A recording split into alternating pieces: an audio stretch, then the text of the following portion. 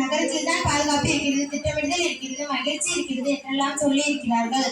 ஆனால் உண்மை என்ன உங்களுக்கு தெரியாது. பாரம்பரிய மிக்க விழா பொங்கல் விழா இங்குதான் சிறப்பாக கொண்டாடப்படுகிறது. உழவர் திருநாள் ஆடு மாடு கால்நடைகளுக்கு உழைப்புக்கு மரியாதை செலுத்தும் விழா எங்கு சிறப்பாக கொண்டாடப்படுகிறது. ஆண்டுதோறும் கோவில் திருவிழாக்கள் சிறப்பாக கொண்டாடப்படுகிறது. இந்த திருவிழாவிற்கு கிராமத்து மக்களின் உறவினர்கள் எல்லாரும் ஒன்று கூடி மகிழ்வார்கள். ஆனால் இதெல்லாம் நகரத்தில் உள்ள கிராமங்களில் இருக்கக்கூடிய தாத்தா பாட்டி கூட்டு குடும்ப உறவு முறைகளிலிருந்து நிறைய அனுபவம் கிடைக்கும். அவர்கள் நம்மை கண்காணித்துக் கொண்டே இருப்பார்கள். நாம் தடமாறி தவறான வழியில் சென்றால் கூட அதை திருத்துவதற்கு கிராமத்தில் உள்ள கூட்டு குடும்ப முறை, கிராமத்து பெண்கள் பாதுகாப்பாக வாழ முடியும். நடுவர் அவர்களே, திருட்டு பெயர் கிடையாது. நகரத்தில் பாதுகாப்பு உண்டா? தொலைக்காட்சியில் வரும் செய்திகளில் வாகனத்தில் வந்து மக்களினுடைய சமையலை அறுத்து செல்லக்கூடிய நபர்கள் அதிகம். இரவில் வீடு புகுந்து கொள்ளையடிக்கக்கூடிய நபர்கள் அதிகம். எங்கே இருக்கிறார்கள்? கிராமங்களில் இது போன்ற குற்றங்கள் குறைவாக இருக்கும். கிராமங்களில் நடக்கும் கல்யாணம் போன்ற நிகழ்வுகளை நீங்களும் பார்த்திருப்பீர்கள். நீங்களும் கல்யாணத்துக்கு போய் சாப்பிட்டு இருப்பீர்கள். நம்ம உறவினர்கள் எல்லாரும் 4 நாட்களுக்கு முன்னாடியே வந்து வேலைகள் எல்லாம் இழுத்து போட்டுக்கிட்டு செய்வார்கள். ஆனால் நகரத்தில் அவ்வாறு உண்டா? எல்லாமே காசு கொடுத்து ஆட்களை வைத்து வேலை செய்வார்கள்.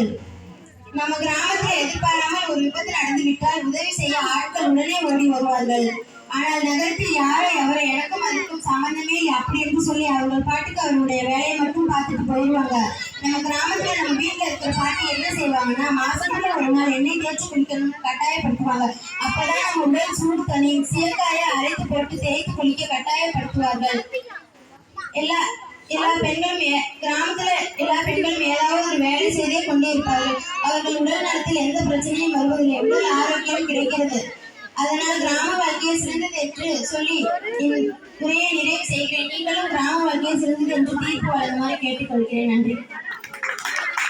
பாங்கம்மா நகரத்துக்காரங்க உங்களோட நிறைவான வாழ் தெரிவிங்க. அவங்க சொல்லிட்டாங்க நகரத்துல பாதுகாப்பு எல்லாம் இல்லைன்னு. இதுக்கு நீங்க என்ன பதில் சொல்ல போறீங்க? சொல்லுங்க. நடுவர் அவர்களுக்கு பரிமாண வணக்கத்தை உரிய துறையை தொடங்கினேன். 21ஆம் நூற்றாண்டு நடுவர் அவர்களே, இங்க எல்லாமே ஃபாஸ்டா போயிட்டு இருக்கு. இன்டர்நெட் எல்லாம் பார்த்தீங்களா? 2G 3G 4G இது எல்லாம் தாண்டி இப்ப 5G வந்துருச்சு. நடுவர் அவர்களே, இந்த வசதி வாய்ப்புகள் எல்லாம் எங்குள்ளது? நடுவர் அவர்களே, எங்குள்ளது? நகரத்தில் மட்டும்தான் உள்ளது.